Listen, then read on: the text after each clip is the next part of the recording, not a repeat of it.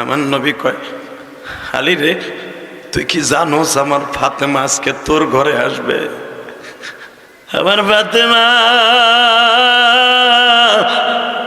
যখন হাতটা নামাই দিলাম, মাথাটা বুকের মধ্যে খুশিয়ে দিয়ে কয়, বাবা গো, ও বাবা, তোমার গায়ে হাত দিলে আমি ফাতেমা বাঁচবো না। বাবা মনে রাখো, 4টা-5টা ছেলে মেয়ে হলে সবচাইতে বাবারে বেশি ভালোবাসে মেয়েরা। কথা কন না কেন? সবচেয়ে বেশি ভালোবাসে মেয়েরা। আপনি বাজার থেকে যান, সফর থেকে যান, ব্যাংকের থেকে যান, সব ছেলে মেয়ে পড়ার টেবিলে, আপনার মেয়েটা দৌড়ে এসে বাবার স্যান্ডেলটা খুলবো, বাবারে পানি দিব, আব্বু তোমার দেরি হইল, আব্বু আজকে দেরি হইল, তোমার কোলের উপরে বই একটা চুমা দিয়ে কইবা, আমার আব্বু লক্ষ্মী, আব্বু লক্ষ্মী, আব্বু। এই কথাটা ছেলে কোনোদিন বলবে না মেয়ে ছাড়া। এখানেই শেষটা। এবার তুমি চিল্লাবার কানবা, আমি দেখবো আশেকে রাসূল কয়জন আছে। বাংলাদেশে আশেকে রাসূলের অভাব নাই। এই বছর 12ই রবিউল আউয়াল বাংলাদেশে বন্ডর করে, বন্ড বাইতুল মোকাররমের সামনে কেক লইয়া 10,000 টাকা দিয়ে কেক কাইটা হেরা হাতে তালি দিয়ে কয়, হ্যাপি বার্থডে টু ইউ রাসূলুল্লাহ। জুতা দিয়ে বাইরাবো, হারাম খোর, কথা ঠিক না বেটা? কেক কাইটা আশেকে রাসূল মারাস, আর আমরা উলামা একরাম জীবন দিয়া কলিজা কেটে দিয়ে আশেকে রাসূলের প্রমাণ করে দিব। এই সুন্নিগুলা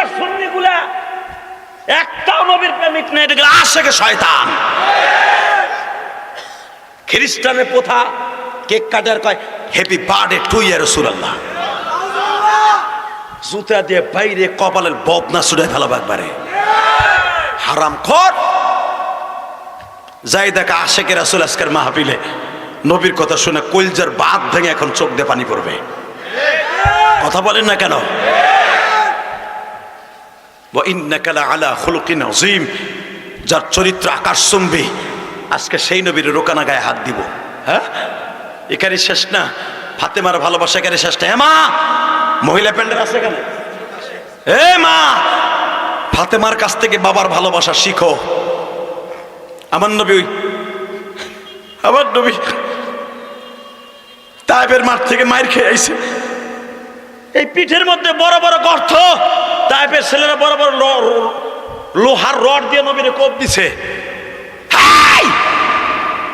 এই কোরআন এমনি এমনি আসে নাই। আজকে কোরআনের পাখিদেরকে দেখলে গুড়া কিরমিতে কামড়ায়, মাদ্রাসা দেখলে খারাপ লাগে। জিএমবির সদস্য বলো, প্রত্যেকটা নাস্তিকের জুতা দিয়ে সোজা করবো। আইসা দেখো শ্রীরামপুর মাদ্রাসায় রাত 3টার সময় এই কোরআনের পাখিগুলো আমার মাবুদের কোরআনকে কেমনে জীবিত করার জন্য রাত 3টার সময় উঠে আমার মাবুদের কোরআন তেলাওয়াত করে। আর তোমার দামরাটা সকাল 10টা পর্যন্ত খেতা গাই দিয়ে ঘুমায়। এরা জিএমবির সদস্য, আর যেটা খারাইয়া দামরার মতো মতে, ওইটা হলো আল্লাহর ওলি।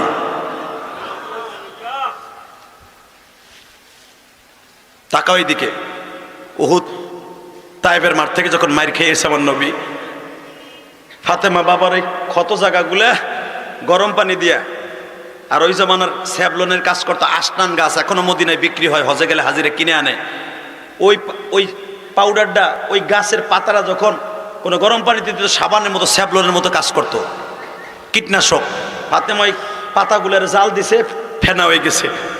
এই নরম তেনা দিয়ে বাবার ওইখানে টিপে ক্ষত স্থানগুলা রক্ত আর পুজ বাইর করতেছে।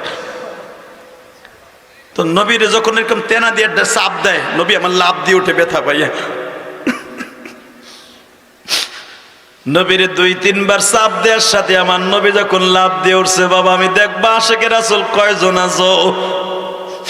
আমার মনে হয় আশেকে রাসূল গুলো আমি যখন এইভাবে বলছি তোমার অন্তরে লেগে গেছে। এটার নাম হলো আশেকে রাসূল। নবীর কষ্টের কথা শুনলে যদি কলিজা আঘাত লাগে, মনে করবা তুমি জান্নাতি। ফাতেমা যখন জোরে জোরে নরম কাপড় দিয়ে চাপ দেয়, নবী আমার লাভ দিয়ে উঠে। ফাতেমা বুঝতে পারছে আমার বাবারে তেনা দিয়ে চাপ দিলে ব্যথা পায়, এই তেনা শক্ত বাবায় ব্যথা পায়। আমি আর তেনা দিয়ে ন্যাকড়া দিয়ে ডলা দিব না, আমি ফাতেমা জিব্বা লাগাই দিব। জিব্বা লাগাইলে তো আব্বার কষ্ট পাবে না।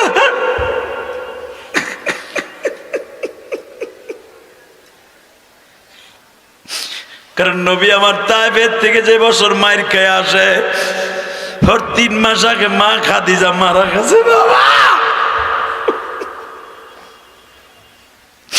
খাদিজা ইন্তেকালের আগে বলে গেছে, মারে তোর বাবারে তুই দেখে রাখিস রে মা, আমি ইন্তেকালের পরে তোর বাবারে ছায়া দেওয়ার মতো, খেদমত করার মতো কেউ নাই মা।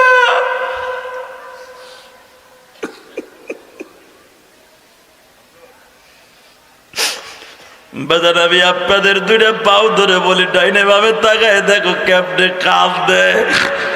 মালিক তুমি শ্রীর আব্বুর এই মাঠের দিকে তাকায় দেখো, আশেকে রাসূলটা কেমনে কাঁদে। আল্লাহ,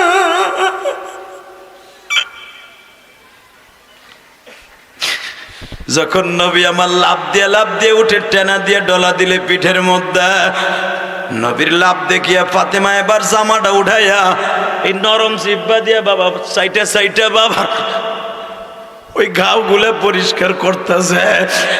নবী আমার বলে, ফাতেমা রে মা, তুই আমার ক্ষত স্তরে জিব্বা লাগাইলি, তোর কি ঘৃণা লাগে না রে মা?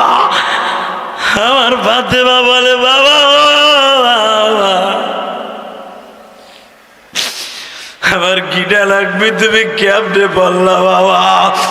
দুনিয়ার মানুষের কত স্থানে জিব্বা দিলে বাবা দুর্গন্ধ আসে, তোমার পুরা বডির থেকে মেশকাম্বারের ঘেরান আসে গো বাবা।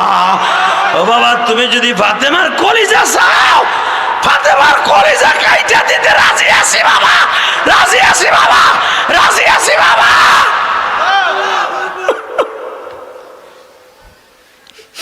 নবী তখন বলছিল, সারা দুনিয়ার মেয়ে ছেলে যদি বাবা মায়ের এরকম খেদমতগার হয়ে যাইত, তোর গাড়িতে সবাই জান্নাতে যাইত গো মা। ও বাজান এখন চিল্লাবার কান্না। যখন আমার নবী সকাল 10টার সময় রোকানার সাথে কুস্তি লাগার জন্য যা বলে কাবার দক্ষিণের দিকে রওনা দিছে, ফাতেমা আমার নবীর আরো 3টা মাইয়া বাবার পিছনে পিছনে যায়, যুবক এবার রেডি হয়ে যাও, জীবন যাক আর থাক, প্রত্যেকটা নাস্তিকের জবাব দিব জুতা দিয়া। রোকানা কিন্তু এখনো প্রিপারেশন নিয়ে দাঁড়ায় আছে বাবা। বড় বড় বেঈমান গুলা জাবালে কাবার দক্ষিণ পাশে দাঁড়ায় আছে, মুহাম্মদ আসলে আজকে ফাইনাল হয়ে যাবে। ওবাজান আমার নবী ছোট্ট করে কাবাগরটার একটা মোনাজাত করে বললেন, মালিক আমি জীবনে কাউকে মারি নাই, কিন্তু আজকে যাইতেছি মাঠে, তুমি কিন্তু আমার সাহায্য করো, অপমান করো না। ওই রকম রোকানার মতো 250 রোকানার শক্তি আমার নবীর গায়ে আল্লাহ দান করছে। 50 থেকে 100টা নারীকে রাখার মতো যোগ্যতা আমার নবীর গায়ে আল্লাহ দান করছে। বাজান রোকানা যখন আগের থেকে মাঠের মধ্যে প্রিপারেশন নিয়ে দাঁড়ায় আছে, এবার আওয়াজ দিও। নবী এখনো মাঠের মধ্যে যায় নাই, জিব্রাইল জাবালে কাবার উপরে বসছে। আপনাকে কষ্ট হয়ে গেছে, থাক আজকে আবার আসবো। আরে নবীর আশেক গুলারে আওয়াজ যা দেও, এতে নবীর দেখবা কবরে যাইয়া। আমার মন বলে যদি আমার সামনে এই ঘটনা ঘটতো, আমার জীবন যাক আর থাক, রোকানা কেন, রোকাজার যে হোতা আছে আবু জাহিল্লা, ওর কল্লার টাইনে আমি ছিঁড়ে ফেলতাম। কি তোমরা দিতা না, দিতা না বেঈমান গুলো শেষ করে? এবার রেডি হও, ওই মন মানসিকতা নিয়ে রেডি হও। কে কইছে তোমার আল্লাহ মাফ করবে না? রোকানা মাঠের মধ্যে দাঁড়ায় আছে,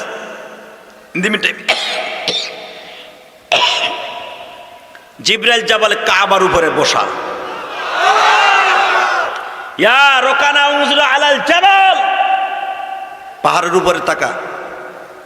রোকানা বাম দিকে নজর করে দেখে, মাথা আসমানে পা জমিনে। আরে আওয়াজ রে, এবার একটা আওয়াজ দিও, দেখা যাবে আসমান জমিন কাঁপানো আওয়াজ। এই রোকানা এদিকে তাকা, মুহাম্মদ সাল্লাল্লাহু আলাইহি ওয়াসাল্লাম এই মাঠে আসবে। তার গায়ে হাত দেয়া তো পরে, হাত দেয়া তো দূরের কথা, যে চোখ দিয়ে তার দিকে তাকাবি, চোখের জায়গায় চোখ থাকবে, পাওয়ার থাকবে না। যে হাত দিয়ে মুহাম্মদ সাল্লাল্লাহু আলাইহি ওয়াসাল্লামের দিকে হাত তুলবি, হাতের জায়গায় হাত থাকবে, হাড্ডি থাকবে না।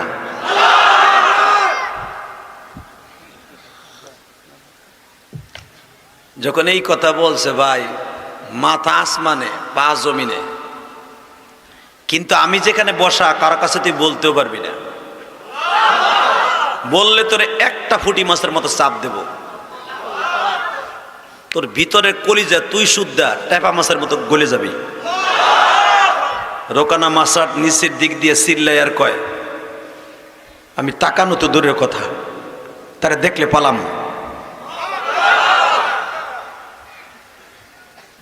জিব্রাইল কইতেছে পালাবিও না, ওইখানে দাঁড়াই থাকবি, পালাইলে আবার চাপ দেব। রোকানা কথা, আমি কোন দিক যাবো? হম, ওখানেই থাকবি, লড়বি না। Ready ready. নবী আমার আসলেন, রোকানার থুতুর দিকে তাকায় বলে, হাম্মে মুবারজিনিয়া রোকানা, আয় আয় না বাপের বেটা, আয় আয়। রোকানা কয় না, উংজুর আলাল জাবালিয়া মুহাম্মদ ইবনে আব্দুল্লাহ। নবী তাকায় দেয় আর কেউ না, জিবরাইল সাহেব বয়ে রয়েছে। নবী আমার চোখের ইশারায় কথা কইতেছে। যদি হাত দিয়ে বলে তোরা তো বেঈমান গুলো কবে জাদু দিতেছে, যে চন্দ্র 2 খণ্ড করছিল হাতের ইশারায়, কয় জাদু দিছে। দেন আমার নবী কত বুদ্ধিমান। নবী আমার মনে মনে টেলিফোনে কথা কয়, এই এখানে তুমি আইছো কে? কয় আপনার মালিক রে জিগান, আমি আইছি কে। আমি তো হেনতে কাবার করতে চাইছিলাম, কিন্তু হে কয় তুই তুই নিজে যা। নবীকে কি কাবার করছো? কয় ওর চোখের জায়গায় চোখ থাকবে, পাওয়ার থাকবে না। নবীকে এটা আমি ভালো পছন্দ করলাম না। কে? জীবনে আমি কেউ মারি নাই, আজকে একটা থাবুর মারবো ওরে। মনে করে মুহাম্মদ সাল্লাল্লাহু আলাইহি ওয়াসাল্লাম বেদা বেদা কিছু জানে না। এ ভাইবো না, হুজুর ইমামতি করে গায়ে শক্তি নাই। এ বেটা ট্যাবলেট করে ইয়াবা খোর, বউ 3 মাস পরে তো কথা হয় না। আর আলেমরা বউ 5 বেলা পিটাইলেও আলেম থুয়ে যায় না। কি লেগে যায় না জানোস না? পরের মুরগার জোর। আর তোরা হিরুনসি ইয়াবা খোর, বিয়ের 3 মাস পরে বিয়ে করে প্রেম করে। ভাই ছেলে মেয়ে কয়জন?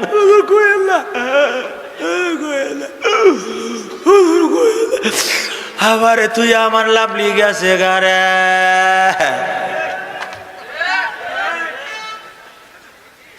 কথা কন না কে?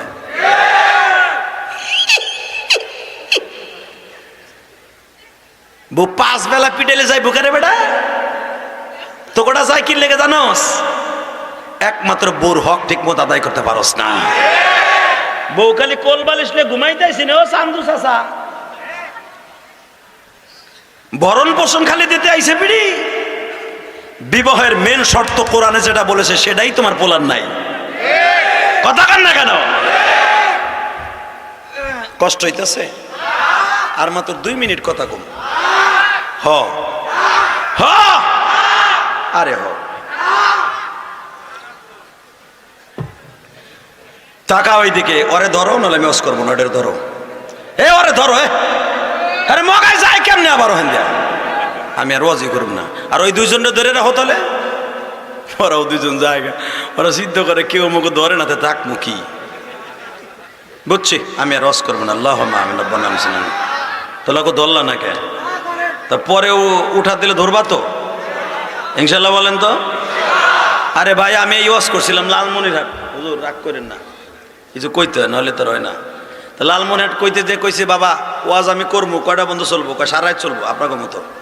আমি কিছু করতে পারি, একটা শর্ত আছে। কি? যেটা উঠবে আর লুঙ্গি টেনে ধরবেন। এই কথা বলার 3 মিনিট পরে এক মগা উঠে হাঁটা দিচ্ছে, বুড়াই দর্শন লুঙ্গিটাই না, পলেস্টার ইন্ডিয়ান লুঙ্গি গেছে ছাতা খুলে, মানে বুড়াইটানে নিচের দিকে, বুড়ে এমন টান দিছে খুলে গেছে। পাঞ্জাবি না থাকলে বর্ডার মোড়ারি গেছিল। ভাই রে কি যে বিপদে পড়লাম রে ভাই, লাগছে টানাটানি মাহফিলের মাঝখানে। তুই উঠলি কে? হে ওয়াদা দিছি না হে, পাটগ্রামের কথা তো, ওয়াদা দিছি না হে, উঠলি কে হে? এমন একটা টান টুন দিয়েন আর উঠবো না। আল্লাহু আকবার বলেন তো। জিবরাইল আমি খুশি না কে?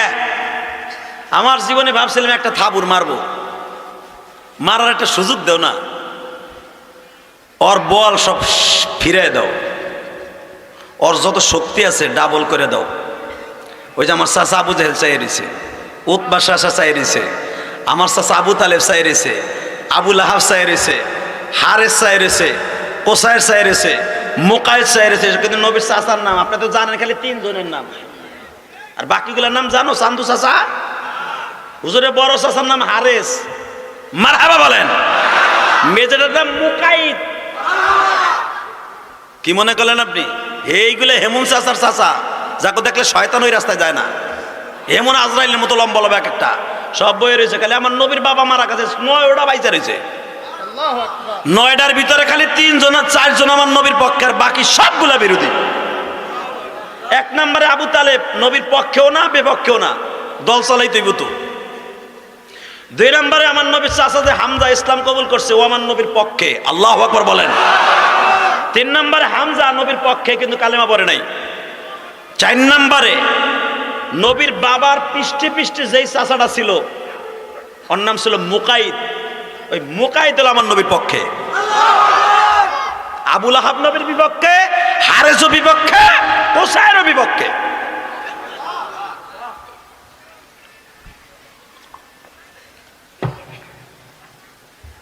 আমার নবী কয় ওর বল ফিরাই দাও, আমি একটা সিঙ্গেল থাবুর মারবো রে।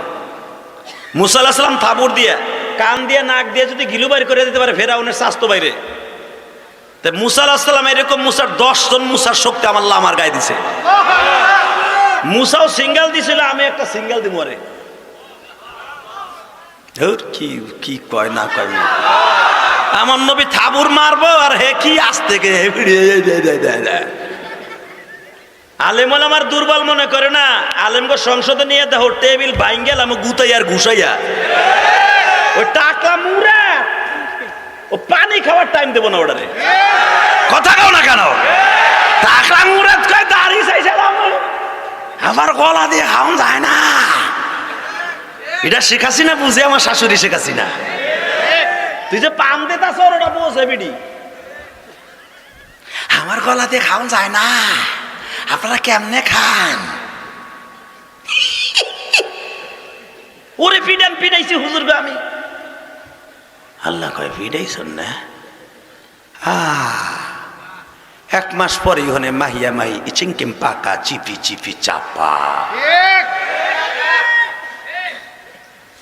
এগুলা টাকলা মুরাদের কর্মের ফল। তুমি টাকলা মুরাদ আমাকে বাইরেতে দিবা না, বাংলাদেশ থেকে পাসপোর্ট আটকাই দিবা, আর তুমি এয়ারপোর্ট দিয়ে ঘুরা হো ল্যাংডা করে লেবে বাইরে বিদেশ যাওয়ার সাথে সাথে। কই গেল তোর মন্ত্রিত্ব, কই গেল তোর বিদেশে যাওয়ার সিটটা? মনে রাখতে হবে ইন্না বাতশা রাব্বিকা লাশাদীদ ইন্নাহু হুয়া ইউবদিউ ওয়া ইউঈদ। ভুলে যান কা উলামা একরাম। আল্লাহ বলে আমি সহজে ধরি না, তোরে বাড়তে দেই, বাড়তে থাক ধরবো, ওয়া ইউঈদ কিছুদিন পরে ধরবো। ধরে লাইছে টাকলা মুরাদ রে, কথা কর না কেন? এখন আর পড়র নাই, চারো সরু নাই।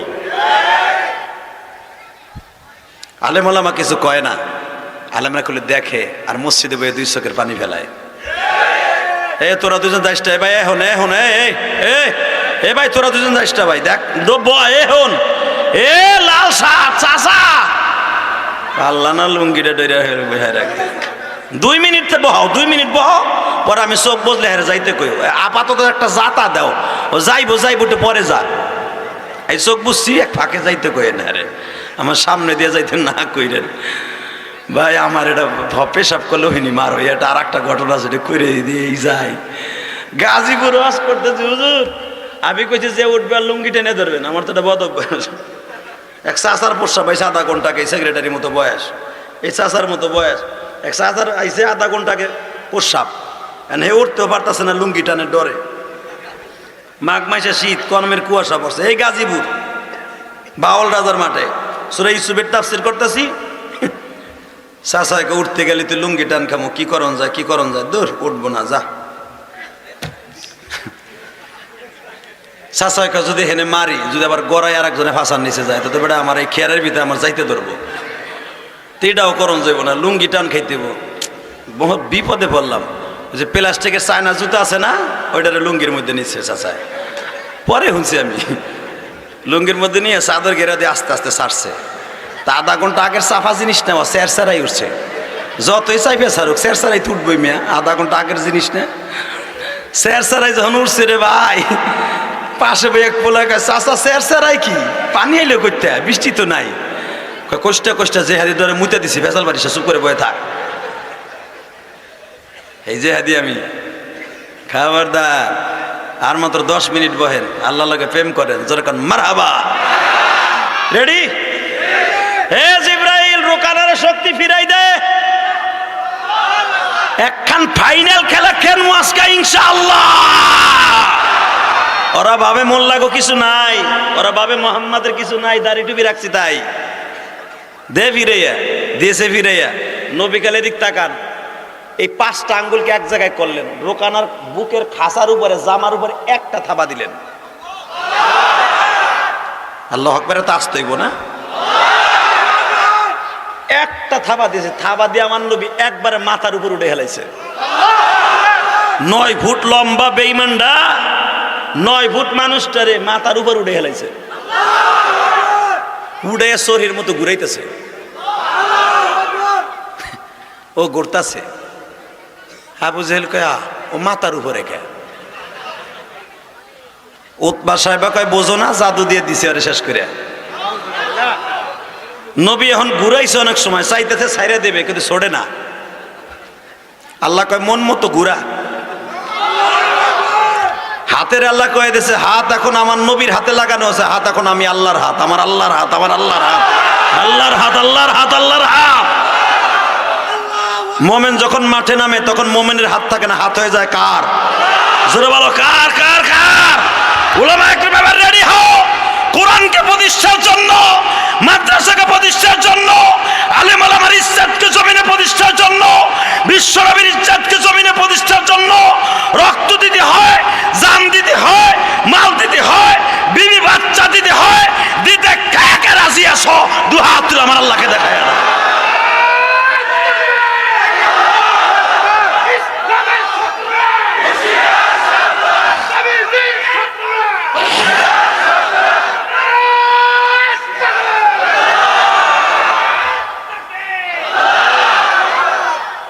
মারহাবা বলেন।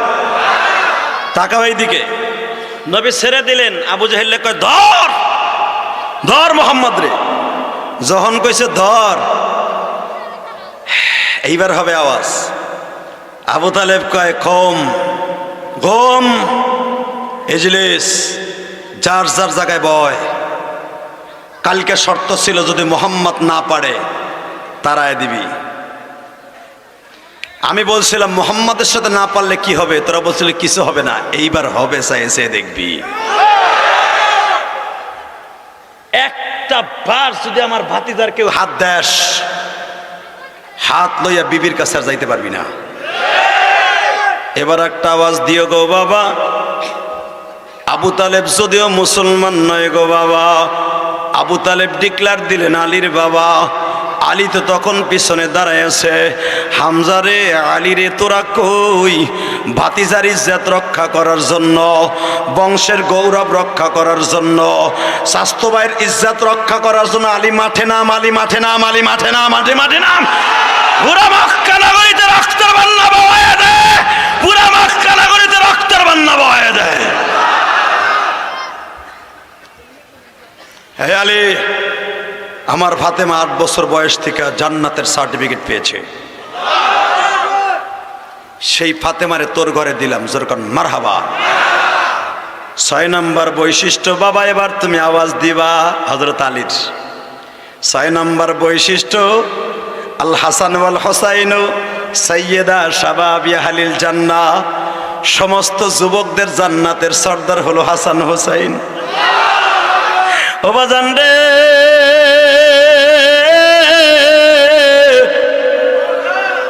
এই 6টা 7টা বৈশিষ্ট্য নিয়ে আলী বলতেছে কি তাকাবেন এদিকে। হযরত আলী বলেন আমার নবী যেই খাটে বড় হয়েছে, মনে আছে? মনে আছে? আমি আলী জন্মের পরে বোঝার পরের থেকে দেখতাম আমার মা ওই চাদরটাকে তার নিজের তাকের মধ্যে রাইখা দিত। আমি জিজ্ঞেস করছি, মা এই চাদরের মধ্যে এত ঘেরান কে? আলীর মা ফাতেমা বলতো, বাবা আলী রে, এই চাদরটা আমার ভাতিজা মুহাম্মদ ঘুমাইতো, তার চাদরে এত ঘেরান রে। আমাকে ঘরে দামি মেহমান আসলে তারা বলতো, মক্কায় যখন ইয়ামান থেকে, সুদান থেকে, নাইজেরিয়া থেকে, হাবশি থেকে, পারস্য থেকে কত বড় বড় মন্ত্রীরা আসে, আমাদের ঘরে ওই বিছানা বিছাই না তাকের উপরে রাইখা দিলে তারা বলে, আবু তালেব এই দামি সেন তুমি কোথায় পাইলা? অবদান আমার নবীর গায়ের যে ঘেরান মৃত্যুর আগ পর্যন্ত থাকবে। বাবা আমার ওই নবীকে যদি কেউ গালি দেয় সবাই মেনে নিল, আমরা আশিকে রাসূল মাইনে নিব না। ওয়া ইন্নাকা লাআলা খুলুকিন আযীম।